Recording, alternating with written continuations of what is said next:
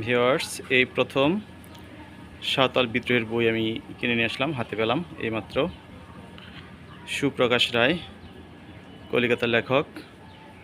এই ভারত উপমহাদেশের প্রথম যে বিদ্রোহ ইংরেজদের বিরুদ্ধে, সেই বিদ্রোহের একটি ইতিহাস, কালোজয়ী ইতিহাস এই ভারত উপমহাদেশের।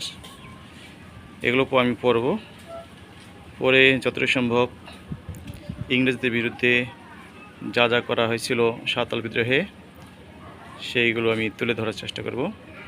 এই সাঁওতাল বিদ্রোহ শুরু করেছিল সাধারণত সিধু-কান্নু মুর্মু, তারা এই ভারত উপমহাদেশের প্রথম বিদ্রোহ ইংরেজদের বিরুদ্ধে, সেইগুলোই তুলে ধরার চেষ্টা করব এই বই পড়ার মধ্য দিয়ে।